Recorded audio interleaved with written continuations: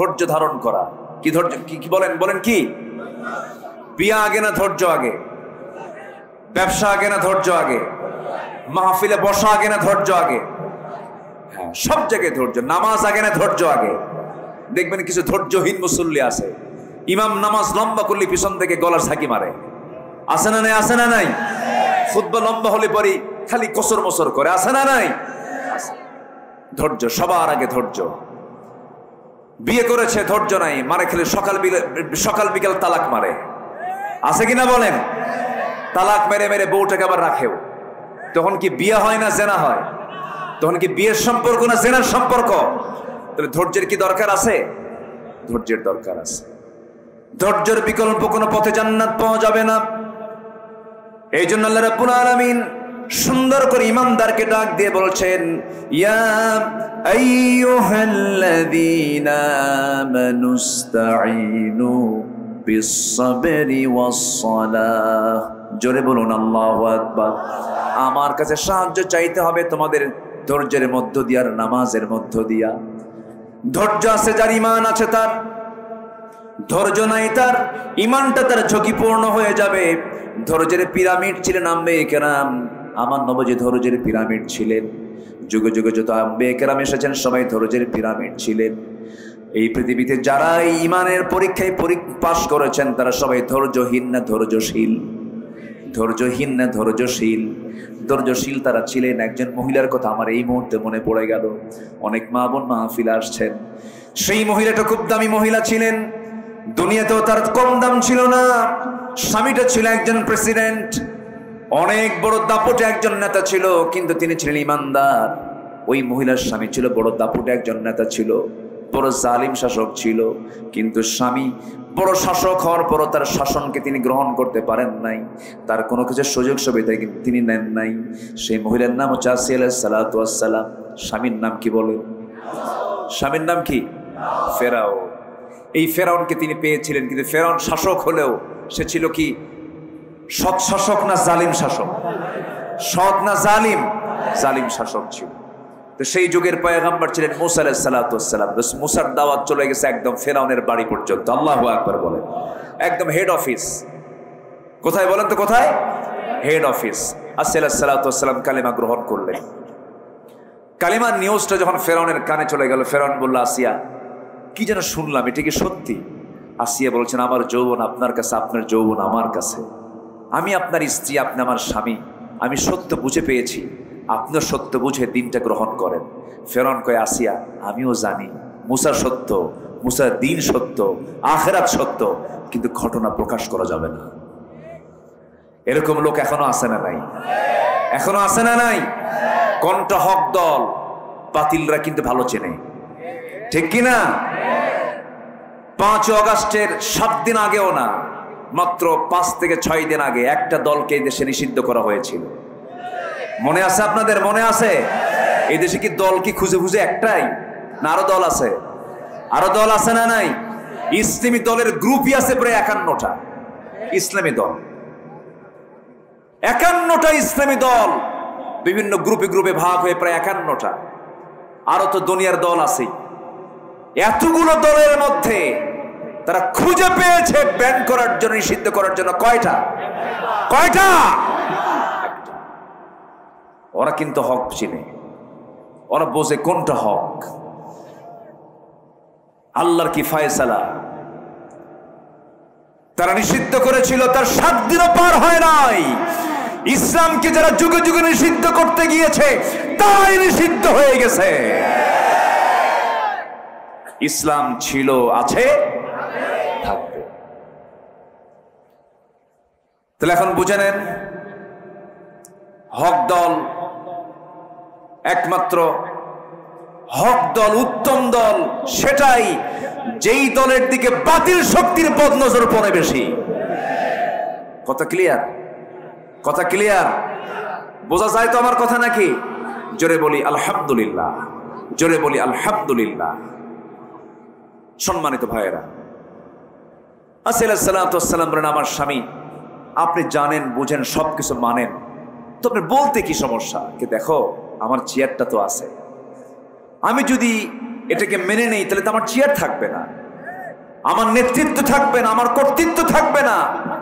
অতএব আসিয়া, তুমি আমার পরিবারের মানুষ, আমার সন্তানের মা, তুমি আমার স্ত্রী, তুমি আমার কথা ফলো করো। মুসার দিন তুমি গ্রহণ করতে যেও না, রসুলকে মানতে যেও না, নবীকে মানতে যেও না, আমি বড় বিপদে পড়ে যাব। খুব চেষ্টা করতেছে ফেরাউন, কারণ বইয়ের দিকে সবার টান আসে না নাই? আসতে বলবেন না, আসে না নাই? বউকে ভয় লাগে না একটু? আস্তে আস্তে কয়, বউকে ভয় লাগে না? এই ভয় লাগে না? হ্যাঁ, বউরে ভয় না করলে সংসার হবে? ও তো বিশাল বড় দারোগা বউ। কোন স্বামী যদি বউকে পাশে নিয়ে যদি কোনো বাইরে যায়, বেড়াতে গেছে, হয়তো মার্কেটে গেছে, যদি কোনো পুরুষ তার বউয়ের সামনে যদি অন্য কোনো পর নারীর দিকে তাকায়, হয়তো 29 সেকেন্ড তাকায় ছিল, আর এই দৃশ্য যদি স্ত্রীর চোখে ধরা পড়ে, ওই সময় কিচ্ছু বলবে না। বাইরে তো, ভিতরে এসে যদি বলে, এই জোসনা, আমার এক গ্লাস পানি দাও তো, তোমার জোসনা ছায়া থাকো আরেক দিকে। কি কথা কি বুঝতেছেন আপনি? এক ধমকে আপনার খামসারা, ওই রাত আর ঘুম হবে না। কয়বার যে পা ধরবেন আর কয়বার যে হাত ধরবেন, মাফ মাফ স্যার। আচ্ছা, চেয়ারম্যান বড় না চেয়ারম্যানের বউ বড়? ভালো করে কম, কোন অংশ কম না। বিশেষ কিন্তু অনেক দামি, বিশেষ চেয়ারম্যান, বিশেষ ফেরাউন আসিয়া আলাইহিস সালাতু ওয়াস সালাম। খুব চেষ্টা করতেছে ফেরাউন, আসিয়া শোনো, যেমন করে হোক তুমি আমার বিপদে ফেলায় দিও না, তুমি আমার বউ তো। চরম সংকটে পড়ে গেছে ফেরাউন। কি করবে কি করবে? এখন হামানকে ডাকছে, ফিরআউনা ওয়া হামানা ওয়া জুনুদাহুমা। আমি কিন্তু বানায় বলতেছি না, কোরআনে এগুলো কথা আছে না নাই? ফেরাউন হামানকে ডাকলো, মন্ত্রী পরিষদকে ডেকে বললো, দেখো তো আমি বিপদে পড়ছি। কেন? আমার ঘরের বউ, আমার ঘরের বউয়ের কাছে মুসার দাওয়াত পৌঁছে গেছে, আমার ঘরের বউ হাতছাড়া হয়ে গেছে, কি করা যায়? হামান বলল, কোনো ক্রমে একে বেঁচে রাখা যাবে না, বুকের শত্রু বড় শত্রু, শেষ করে দিতে হবে। আসিয়া আলাইহিস সালাতু ওয়াস সালাম শেষ পর্যন্ত স্বামীকে অনেক বোঝানোর চেষ্টা করলেন, পারলেন না। ফেরাউন বোঝায় উল্টা দিক, তাও ফেরাউন পারল না। দুজন দু প্রান্তে চলে গেল।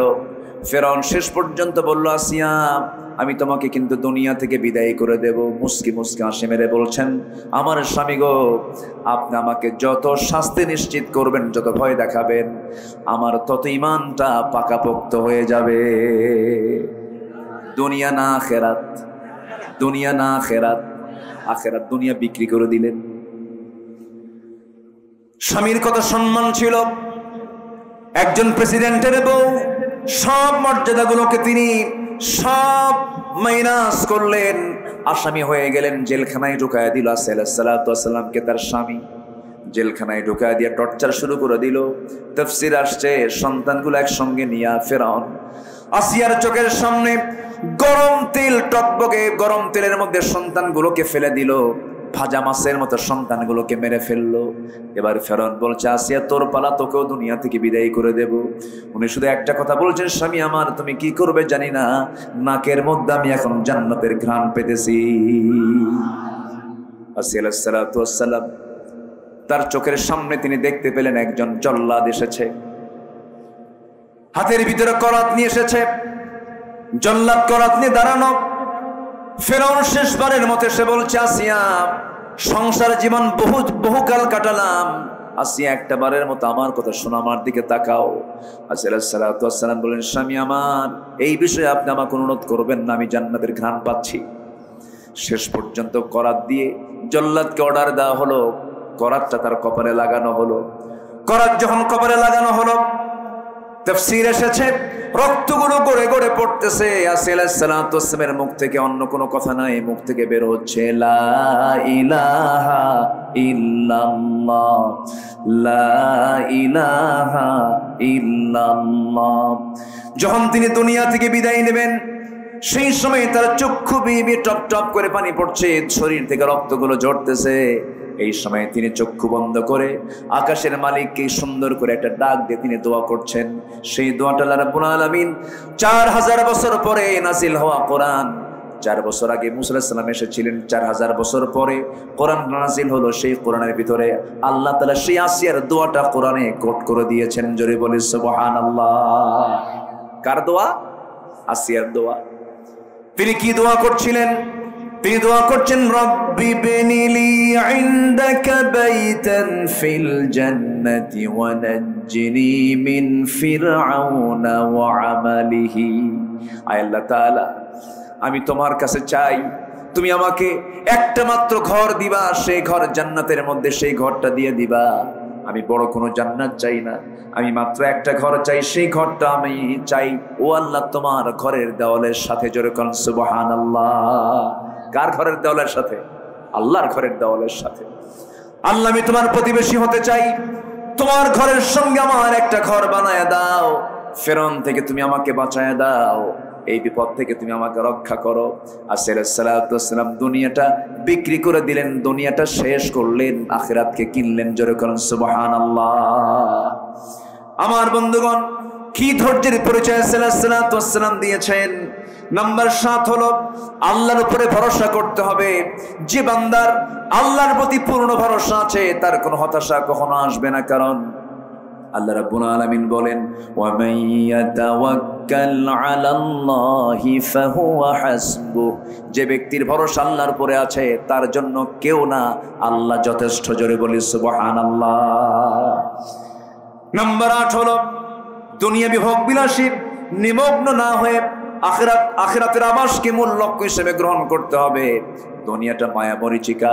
যুবকরা, বিয়ে করছো তুমি, সুন্দর বউটা ঘরে পাইছো, বাচ্চা একটা ফুটফুটে হয়েছে, হঠাৎ করে ঝিনাইদার মোড় থেকে হরিণাকুণ্ড আসার পথে অনেক রাস্তার মোড় আছে, দেখলাম রাস্তার এমন মোড় আছে ব্রেক মারা কঠিন। হঠাৎ করে এক মোড়ের মধ্যে হুন্ডা প্যাঁচ লাগায়া তুমি খাদে পড়ে মারা গেলা। তুমি দুনিয়া থেকে বিদায় নিলে, সুন্দরী বউ তোমার ঘরের ভিতরে হাওমাও করে কাঁদতে কাঁদতে পাগলের মতো হয়ে গেছে, সেন্সলেস হয়ে যাবে। 2 দিন 3 দিন কাঁদবে, সন্তানটা এতিম হয়ে থাকবে। 1 মাস পর সন্তানের ওই স্মৃতি তোমার সব মুছে যাবে, তোমার বউটা ভুলে যাবে, কান্নাকাটির পরিমাণটা কমে যাবে। 1 মাস পর সেই তোমার প্রাণ প্রিয় বউটা তোমার হাসি মুখ থেকে বের হতে থাকবে। 3 মাস চলে যাবে, মোটামুটি সব স্মৃতি ভুলে যাবে। শ্বশুর বাড়ির লোকজন তোমার বউকে নিয়ে চলে যাবে। শ্বশুর বাড়ির লোকজন তোমার বউকে নিয়ে যাওয়ার পরে 6 মাস 7 মাস বাড়িতে রাখার পরে নতুন একটা জামাই খুঁজে তোমার বউটাকে বিয়ে দেবে। বিয়ে দেওয়ার পরে নতুন স্বামীর ঘর যখন করবে, স্বামীকে নতুন স্বামী পাওয়ার পর তোমার ওই বউটার মুখ থেকে বের হবে, আমার আব্বা ভালো সিদ্ধান্ত নিয়েছেন আপনি, কারণ আগের স্বামীর চাইতে এই স্বামী আরো ভালো। ঠিক কিনা বলেন? এই তো দুনিয়া।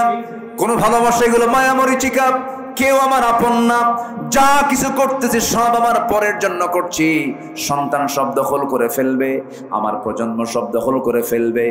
যা কিছু থাকবে সেটা হলো দুনিয়া না আখিরাত। কি থাকবে বলেন? কি থাকবে? আখিরাতটাই থেকে যাবে। আল্লাহ রাব্বুল আলামিন বলছেন, ওয়ালাল আখিরাতু খায়রুল লাকা মিনাল উলা ওয়াল আখিরাতু খায়রু ওয়া আবকা। জোরে বলুন আল্লাহু আকবার। নাম্বার 9 হলো নিজকে বাঁচাতে হবে, পরিবারকে জাহান্নাম থেকে বাঁচাতে হবে। জাহান্নাম থেকে বাঁচানোর কি কাজ, সেই কাজগুলো আমাদের করতে হবে, প্রস্তুতি নিতে হবে। কু আনফুসাকুম ওয়া আহলিকুম নারা। নিজে বাঁচো, পরিবারকে জাহান্নাম থেকে বাঁচানোর চেষ্টা করো। নাম্বার 10 হলো তওবা করা। কি করা বলেন? আস্তে কয় কি করা? কার কাছে? আস্তে বলবেন না, কার কাছে? আল্লাহ। তওবা করলে গুনাহ থাকে না। আল্লাহু আকবার বলেন। আর যদি আল্লাহু আকবার। তওবা করলে কি থাকে না? গুনাহ থাকে না। থানায় আমার নামটা কালো তালিকায় আছে, আমি ভালো হয়ে গেছি, কিন্তু কালো তালিকা থেকে আমার নাম কিন্তু কাটা যায় না। থানায় যদি কারো নাম একবার কালো তালিকায় ওঠে, মৃত্যু পর্যন্ত এই নামটা তার কালো তালিকায় থেকে যায়, ভালো হওয়ার পরেও। কিন্তু আমার আল্লাহ বলেন, বান্দারে তোর নামের তালিকায় যদি জাহান্নামে থেকে যায়, জাহান্নামের তালিকায় নামটা থাকে, কিন্তু তুই যদি তওবার মতো তওবা করে আমার পথে ফিরে আসিস, জাহান্নামের তালিকা থেকে তোর নামটা মুছে ফেলে দিয়ে আমি আল্লাহ রহমান রহিম তোর নামটা আমি জান্নাতের তালিকায় তুলে দেই। এটা কার দয়া? আসতে বলবেন না, কার দয়া? গুনাহ বান্দার হতেই পারে, কোন বান্দার গুনাহ নাই বলেন? সব বান্দারই গুনাহ আছে। গুনাহ তো বান্দার যোগ্যতা। বান্দা গুনাহ করবে, এটা তার যোগ্যতা। ফেরেশতার গুনাহ করার কোনো যোগ্যতা নাই। বান্দা গুনাহ হয়ে যাবে, কিন্তু বান্দা গুনাহ করার সঙ্গে সঙ্গে অনুতপ্ত হয়ে যাবে, আল্লাহ গুনাহটা করে ফেলছে, আল্লাহ তুমি আমারে মাফ করে দাও। গুনাহ করার সঙ্গে সঙ্গে যদি বান্দা তওবা করে বলে আল্লাহ এই গুনার জীবনে করব না, আমারে মাফ করে দাও, আপনার চাইতে দেরি আল্লাহর দিতে দেরি নাই। জোরে কোন সুবহানাল্লাহ। আমার ভাইরা, একজন মহিলা সাহাবীর কথা মনে হয়ে গেল আমার এই মুহূর্তে। বলবো একজন মহিলা সাহাবী কিন্তু আমার নবীর কাছে দৌড় মেরে এসে বলছেন, ইয়া রাসূলুল্লাহ, আমার ঘুম হয় না, বড় টেনশনে আছি। কি টেনশন বলো? হুজুর আমি জিনা করে ফেলেছি। রাসূল বলেন, না তুমি জিনা করো না। হুজুর আমি জিনা করে ফেলেছি। না তুমি জিনা করো না। হুজুর আমি জিনা করে ফেলছি। পরপর 3টা বার বললেন, রাসূল মানা করলেন। এরপরও তিনি বলছেন, হুজুর আপনি আমাকে বাঁচাতে চান দুনিয়ার শাস্তি থেকে, কিন্তু আমি বাঁচতে চাই আখিরাতের শাস্তি থেকে। আমি জিনা করেছি। রাসূল বললেন, জিনা যে করেছো সন্তান পেটে আসছে নাকি? হুজুর সন্তান পেটে চলে আসছে, মিন্স বন্ধ হয়ে গেছে। যাও সন্তান ডেলিভারি হয়ে চলে আসো। হুজুর বাঁচবো তার গ্যারান্টি নাই, তোমার জন্য দোয়া করে দিলাম। মহিলা চলে গেলেন। সন্তান ডেলিভারি হওয়ার আগ পর্যন্ত সেজদায় পড়ে পড়ে কাঁদেন, চোখের পানি ফেলে ফেলে কাঁদেন। এক পর্যায়ে 9টা মাস পার হলো, সন্তান ডেলিভারি হলো। কিতাবের মধ্যে আসছি 2 দিন পরে নয়, 3 দিন পরে নয়, মাত্র 1টা দিন পর নবীর দরবারে এসে বলছে, হুজুর সন্তান ডেলিভারি হলো, আপনি আমার উপর আইনটা কার্যকর করে দেন। রাসূল বলছেন, মহিলা সন্তান তো ডেলিভারি হয়েছে, সন্তানটা জীবিত না মৃত? সন্তান তো জীবিত রেখে আসছি। রাসূল বলেন, হাউলাইনি কামিলাইন, কোনো কথা নাই। সন্তানকে 2টা বছর দুধ তোমাকে খাওয়াতে হবে, কারণ তোমার স্তনে আছে সন্তানের হক, যাও দুধ খাওয়াও। হুজুর বাঁচবো তার গ্যারান্টি কি? আমি গ্যারান্টি দিতে পারবো না, তবে তোমার জন্য দোয়া করে দিলাম, আমি যাও চলে যাও। মহিলা চলে গেলেন। সন্তান ডেলিভারি হওয়ার পরে সন্তানকে আবার দুধ লালন পালন করলেন, দুধ খাওয়ালেন। 2 বছর নয় 6 মাসের মাথায় সন্তানের টোটালি দুধ বন্ধ করে দিলেন। টোটালি দুধ বন্ধ করে অন্য খাবারের প্র্যাকটিস গড়ে তুলে সন্তানকে এবার 3 দিনের মতো সন্তানকে কোলে করে নিয়ে নবীর সামনে হাজির হয়ে বলছেন, হুজুর এবার দিয়ে আমি 3 বার আসলাম শাস্তি নেবার জন্য, আমার উপরে শাস্তি কার্যকর হোক, এটা আমি চাই। আপনি আমাকে আজকে আর ফেরত দিবেন না। আমার বুকের স্তন ছাড়াও দুধ ছাড়াও সন্তানটা বাঁচবে এমন ব্যবস্থা আমি করে দিয়েছি, অন্য খাবার খেয়ে বাঁচতে পারবে। আমার নবীজির সামনে হাতটা গায়ে দিলেন, সন্তানটা কোলের মধ্যে উঠায় নিয়ে সাহাবায়ে কেরামকে বলছেন, সাহাবীরা এই যে সন্তান আমার হাতে দেখতেছে, এই সন্তানের যে লালন পালনের দায়িত্ব গ্রহণ করবে আমি রাসূল এবং ওই সাহাবী জান্নাতের মধ্যে এই 2 নখের দূরত্ব অবস্থান করব। কয়েকজন দৌড় মারলেন, সন্তান একজন হাতে তুলে দিলেন। রাসূল বলছেন, যাও মহিলাকে নিয়ে যাও, উন্মুক্ত মরু প্রান্তরে বুক পর্যন্ত পুঁতে রেখে পাথর মেরে তাকে শেষ করে দাও। কার বিধান? আসতে বলবেন না, কার বিধান? নবীজি হুকুম দিচ্ছেন, কিন্তু নবীজির চোখ বেয়ে বেয়ে টপ টপ করে পানি পড়ছে। উম্মতের প্রতি আমার নবীর দরদ কম না বেশি? আসতে বলবেন, খুব কম না খুব বেশি? খুব বেশি দরদ। কাল হাসরের ময়দানে সবাই বলবে নাফসি নাফসি, শুধু একটা মাত্র ব্যক্তি বলবেন উম্মতি উম্মতি। সব মানুষ সমস্ত নবী সমস্ত মানুষ সব বলবে নাফসি নাফসি। আমার নবী একটা বড় নাফসি নাফসি বলবেন না, বলবেন আমার নবী উম্মতি উম্মতি। আমার নবীজি বলছেন, এই মহিলাকে নিয়ে যাও, উন্মুক্ত মরু প্রান্তরে বুক পর্যন্ত পুঁতে রেখে পাথর মারো। নবীজি হুকুম দেন, নবীজি চোখের পানি ফেলে ফেলে কাঁদেন। সাহাবায়ে কেরাম ধরে নিয়ে চলে গেলেন, বোরকা পরায়া দিয়া বুক পর্যন্ত পুঁতে রেখে পাথর যখন মারতেছিলেন, সাইয়েদনা আলী পাথর মারতেছিলেন, সেই সময় ওই মহিলার রক্ত কিছু এসে আলীর হাতে লাগলো। রক্ত লাগার সঙ্গে সঙ্গে তিনি নাসিকা কঞ্চিত করলেন। আমার নবীর সামনে এসে বলছেন, ইয়া রাসূলুল্লাহ, আমরা যখন পাথর মারছিলাম ওই মহিলার কিছু নাপাক রক্ত এসে আমার হাতে লেগেছিল। নাসিকা কঞ্চিত করলেন, পড়াশোনা করছেন। রাসূল বলছেন, আলী তুমি কার রক্তকে নাপাক রক্ত বলো? তুমি কোন মহিলাকে পড়াশোনা করছো? তুমি কি জানো ওই মহিলার রক্ত জমিনে পড়ার আগেই আল্লাহ পাক তাকে জান্নাতের মেহমান বানায় দিয়েছে। তওবা বলেন, কি বলেন, কি তওবা।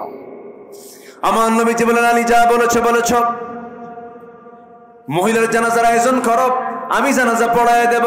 রাসূল জানাজা পড়ালেন। জানাজা পড়ানোর শেষে রাসূল বলেছেন, সাহাবীরা এই যে মহিলার জানাজা সম্পন্ন হলো, এই মহিলার জীবনের শেষ সময় পর্যন্ত তাকে আটকে রাখার জন্য জেলখানার প্রয়োজন হয় নাই, তাকে আটকে রাখার জন্য কোনো পুলিশ যাওয়া লাগে নাই। মহিলা নিজে হাজির হয়েছে বিচার প্রার্থী হয়ে বিচারকের কাছে। কার ভয়ে? আসতে বলবেন না, কার ভয়ে? আল্লাহর ভয়ে। আমার নবীজি বলছেন, ও সাহাবীরা, এই মহিলা জীবনের শেষ সময় পর্যন্ত যে পরিমাণ তওবা করেছে, এই তওবা যদি এই মদিনার 70 জন গুনাহগার বান্দাদের মাঝে যদি বন্টন করে দেওয়া হতো, 70 জন গুনাহগারকে আল্লাহ রাব্বুল আলামিন মাফ করে প্রত্যেককে আল্লাহ রাব্বুল আলামিন জান্নাত দিয়ে দিতেন। আমরা তওবা করব, জোরে বলি ইনশাআল্লাহ। আজকে থেকে এক ওয়াক্ত নামাজ ছাড়বো না। কোন কোন বান্দা বান্দি আছেন হাত উঁচু করেন, জোরে বলি ইয়া আল্লাহ, আমাদেরকে 5 ওয়াক্ত সালাত আদায় করার তৌফিক তুমি আল্লাহ দিয়া দাও।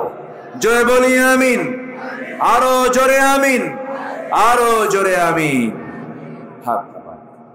অনেক সময় হয়ে গেছে, 12টা বেজে গেছে, 12:10 কাছাকাছি হয়ে যাচ্ছে। আসুন যতটুকু হয়েছে আমরা বলে ফেলি আলহামদুলিল্লাহ। জোরে বলি আলহামদুলিল্লাহ। 15টি পয়েন্টের 10টা পয়েন্ট হলো, আরো কিছু পয়েন্ট ছিল, কিন্তু আপনাদেরও আমি ধৈর্যচ্যুতি ঘটাতে চাই না। এই যে বসেন, বসেন, নামাজের মতো করে বসি আমরা, নামাজের মতো করে। ধৈর্য ধারণ করার শক্তি দাও গো মেহেরবান, আমায় দাও গো মেহেরবান। বুকের ভেতর ব্যথার নদী বইছে অবিরাম, বইছে বইছে অবিরাম। ধৈর্য ধারণ করার শক্তি দাও গো মেহেরবান, আমায় দাও গো মেহেরবান। জোরে বলি আমিন, আরো জোরে আমিন। আমরা সবার জন্য দোয়া করব, নামাজের মতো করে বসি আমরা। আমি অসংখ্য ধন্যবাদ জানাচ্ছি যে আপনারা এত রাত পর্যন্ত সবাই বসে বসে আলোচনাগুলো শুনেছেন। আল্লাহ কবুল করুন, জোরে বলি আমিন। অনেকে প্রবাস জীবনে আছেন, আমরা তাদের প্রবাস জীবনকে দোয়া করি, আল্লাহ তাদের প্রবাস জীবনকে সুখময় করে দেন, জোরে বলি আমিন। আচ্ছা, এখানে কিছু প্রশ্ন আসছে, কিভাবে একজন ভালো মুসলমান হওয়া যায়? তাহলে তো নতুন করে আবার 2 ঘন্টা ওয়াজ করতে হবে। আচ্ছা, হ্যাঁ, মহিলাদের পিরিয়ড চলাকালীন কি, আচ্ছা, হাতে না ছুঁয়ে আরবি মুখে পড়া যাবে কিনা? হ্যাঁ, দোয়া তাসবিহ তাহলিল গুলো আপনি পড়বেন, আল্লাহর নাম নেবেন না, আপনি নেবেন, কিন্তু কোরআনটা স্পর্শ করা যাবে না। লা ইয়ামাসসুহু ইল্লাল মুতাহহারুন। আল্লাহ তাআলা তাদেরকে এই সময়টা তাদেরকে রুখসত দিয়েছেন। পুরুষের কোনো রুখসত নাই, মেয়েদের রুখসত আছে না নাই? আচ্ছা, আল্লাহ পাক তাদেরকে সুযোগটা করে দিয়েছেন। জি, অনেক প্রশ্নই আসছে, অনেক সময় লাগবে, থাক, যতটুকু হয়েছে আমরা বলে ফেলি আলহামদুলিল্লাহ। সবাই বলি সুবহানাকাল্লাহুম্মা ওয়া বিহামদিকা আশহাদু আল্লা ইলাহা ইল্লা আনতা আস্তাগফিরুকা ওয়া আতুবু ইলাইকা। চিৎকার মেরে বলি ইয়া আল্লাহ, আমার জীবনের সাগীরা কবিরা, ছোট বড় সব গুনাহ তুমি আল্লাহ মাফ করে দাও, মাফ করে দাও। জোরে বলুন ইয়া রাব্বাল আলামিন, ইয়া রাব্বাল আলামিন। আমার জন্য সবাই দোয়া করবেন, দোয়া করবেন আমার জন্য, আমি আপনার জন্য দোয়া করি। আল্লাহ এই সম্পর্ক আল্লাহ পাক আখিরাত পর্যন্ত গড়ায় দেন। আমার আকিদুল ভাই, সবাই চিনেন কিনা জানি না, ইনি কিন্তু বিশিষ্ট অভিনেতা, সুন্দর অভিনয় তিনি পারেন। আমি এটা জেনেছি গত বছর। আলহামদুলিল্লাহ, আল্লাহ তুমি আমার আকিদুল ভাইয়ের সকল খেদমতকে তুমি আল্লাহ কবুল বলি আল্লাহুম্মা আমিন। ইয়াশাবাদ কামনা করছি। আমি এ পর্যন্ত যে কত পোকা মুখের মধ্যে খাইছি আল্লাহ জানে, মানে মুখে ঢুকলে তো আর তো মানা করতে নাই, খেয়ে নিছি, পোকা সব পোকা দিয়ে ভরে গেছে। লক্ষ্য করছেন কি এগুলো?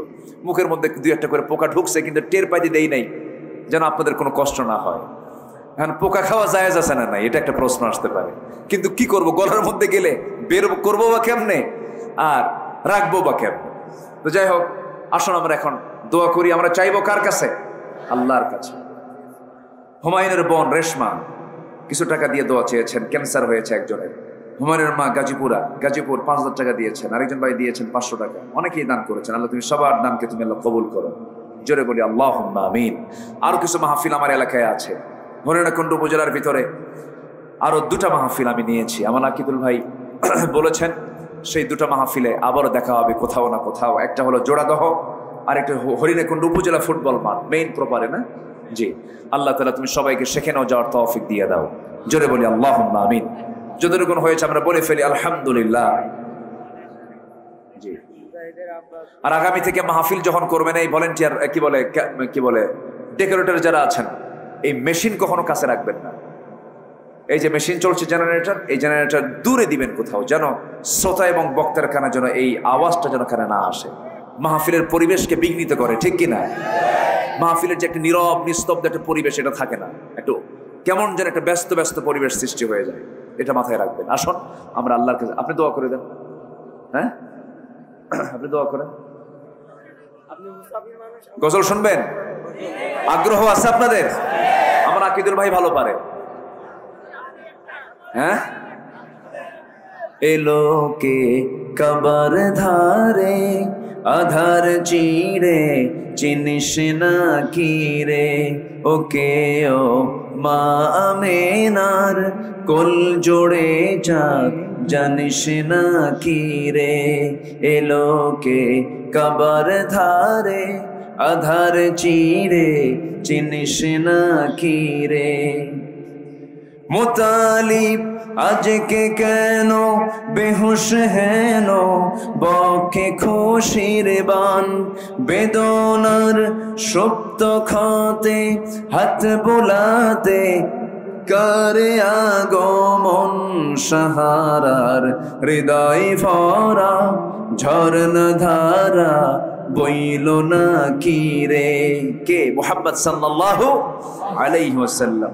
বাগিচায় ছন্দ বিলায় বুলবুলি হায়, আজ সে দিওয়ানা চুমু খায় প্রেমের ভাষায় গভীর নেশায়, পে পরওয়ানা গোলাপের অধর ভরে খুশবু ঝরে রয় না বাকি রে, এলোকে কবর ধারে আধার চিরে চিনিস না কি রে, ওকে ও মা আমেনার কোল জোড়ে চাঁদ জানিস না কি রে, জানিস না কি রে, জানিস না কি রে।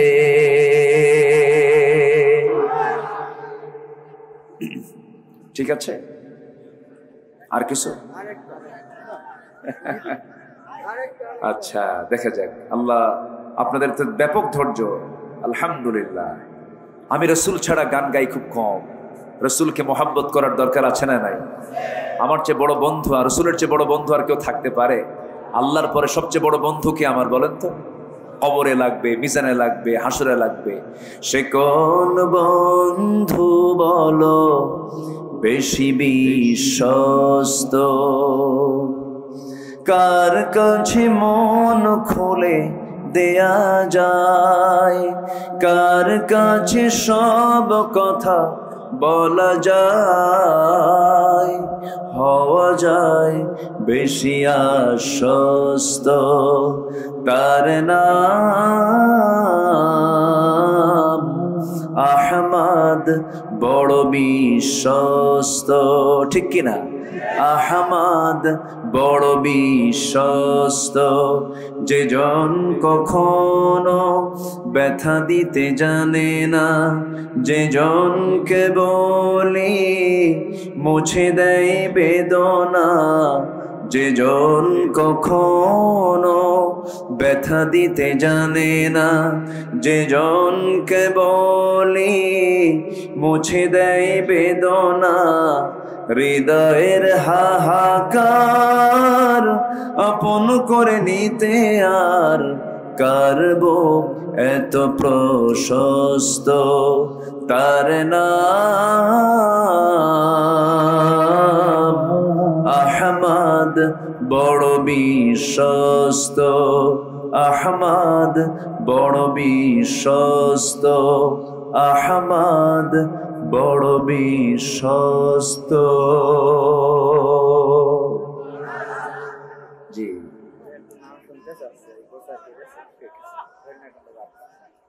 জি, আলহামদুলিল্লাহ। আসুন আমরা আল্লাহর কি এটা সরাসরি, ও আচ্ছা, আজকের আলোচনা হরিণাকুণ্ড বার্তা একটা মিডিয়া আজকের আলোচনাটা প্রচার করেছে। জি, আল্লাহ তুমি তাদের উত্তম জাযা দিয়ে দাও। জোরে বলি আমিন। খুশি হয়েছেন তো? ফজর পড়বেন তো? ফজর পড়েন? ফজর নামাজ পড়েন তো নাকি? হ্যাঁ, নামাজ পড়তে হবে। আসুন আমরা এখন দোয়া করি। আমরা চাইবো কার কাছে? আল্লাহর কাছে। আল্লাহুম্মা আমিন। রব্বানা যালামনা আনফুসানা ওয়া ইল্লাম তাগফির লানা ওয়া তারহামনা লানাকুনান্না মিনাল খাসিরিন। গভীর রাত, নিঝুম রাত, ঝিমানো রাত্রিতে হাজারো মুসলমান নরনারী নিয়ে তোমার কালামের দুটো আয়াতকে সামনে রেখে কিছু কথা বলার চেষ্টা করেছি। তোমার দরবারে কাঙ্গাল ফিগারির মতো সে শান্তে সে দুটো হাত পেতে আছে। আল্লাহ, গোড়ার দিকে নজর দিও না, বান্দা মনে করে তামাম জিন্দেগির গুনাহগুলোকে মাফ করে দাও। জনম দুঃখিনী মা যারা চলে গেল রে, জিন্দেগির গুনাহগুলো মাফ করে দাও, কবরগুলোকে জান্নাতের টুকরা বানিয়ে দাও। অনেক আলোচনা শেষ করে বাড়ি ফিরে যাব, সবাইকে দেখবো, কিন্তু মার ঘরের দিকে তাকায় দেখবো মা আমার নাই রে, বাপটা নাই। মেহেরবানি করে তোমার কাছে প্রার্থনা করে আব্বা আম্মার কবরকে তুমি আল্লাহ জান্নাতের টুকরা বানাইয়া দাও। হাতটা একটু উঁচু করে, চোখটা বন্ধ করে আব্বা আম্মার জন্য আল্লাহর শেখানো দোয়া পড়ে সবাই দোয়া করুন। রব্বির হামহুমা কামা রব্বায়ানি সগীরা, রব্বির হামহুমা কামা রব্বায়ানি সগীরা, রব্বির হামহুমা কামা রব্বায়ানি সগীরা। আল্লাহ তাআলা বিশেষ করে এই মাহফিলের আয়োজন যারা করলেন, শোনার জন্য দূর দূরান্ত থেকে যারা আসলেন, বিনিময়ে কিয়ামতের কঠিন ময়দান যেদিন কেউ কাউকে চিনবে না, এমনকি মা সন্তানকে পর্যন্ত অস্বীকার করে বসবে, যেদিন মানুষ কাঁদতে কাঁদতে চোখের পানিগুলো পড়ে যাবে, চোখ থেকে রক্ত বের হওয়া শুরু হয়ে যাবে, সেই কঠিন মুসিবতের দিন এ মাহফিল সবার জন্য নাজাতের মাধ্যম তুমি আল্লাহ বানাইয়া দিও। আল্লাহ তাআলা আমার ডানে বামে সামনে পিছনে যত ভাই হাত তুলেছেন, যার যা চাওয়া তুমি আল্লাহ পাওয়া করে দিও। অনেক মা বোন হাত তুলেছেন যে পরিবার অশান্তি, শান্তি দিয়ে দিও। যার যে অসুস্থতা তুমি আল্লাহ সুস্থতা দিয়ে দিও। যার যে সমস্যা তুমি আল্লাহ সমাধান করে দিও। আল্লাহ তাআলা তোমার বান্দাগুলোকে নিয়ে এমন সময় হাত তুলেছি, মুসলমানদের পায়ের তলায় মাটি নাই, মুসলমানরা আজকে মার খেতে খেতে শেষ হয়ে গেল।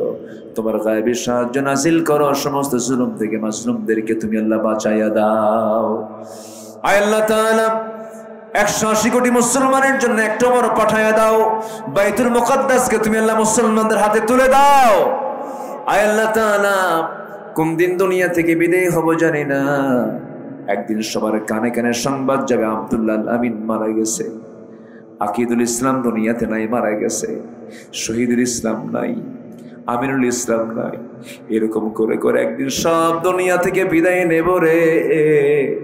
তোমার কাছে ফরিয়াদ করি, ডান হাতে আমলনামা না আসা পর্যন্ত মরণ দিবা না। আল্লাহ তাআলা যেদিন মরে যাব রে, আমাকে টেনে হেঁচড়ে ঘর থেকে বের করে দেবে, সব কাপড় চোপড়গুলো খুলে নিয়ে সেলাই বিহীন কাপড় পরায় দেবে, কবরে রেখে আসবে। 24 ঘন্টা যাবে না, মাথার চুলগুলো খসে খসে পড়বে। 3 দিন যাবে না, চামড়াগুলো গলে গলে পোকার পেটের খাবার হয়ে যাবে। মাত্র 7টা দিন পেটের নানি বেরিয়ে সব চোখ মুখ কান নাক দিয়ে বের হওয়া শুরু হয়ে যাবে। মাত্র 7টা দিন পর ও আল্লাহ, লাশ আর চেনা যাবে না। 3 মাস পর দেখা যাবে লাশের সাথে হাড় ছাড়া আর কিচ্ছু নাই রে, সব মাটিকে শেষ করে দিয়েছে। এই তো দুনিয়ার জীবন রে আল্লাহ। সে অন্তিম সময় যখন চলে আসবে, জবানে জারি করে দিও লা ইলাহা ইল্লাল্লাহু মুহাম্মাদুর রাসূলুল্লাহ।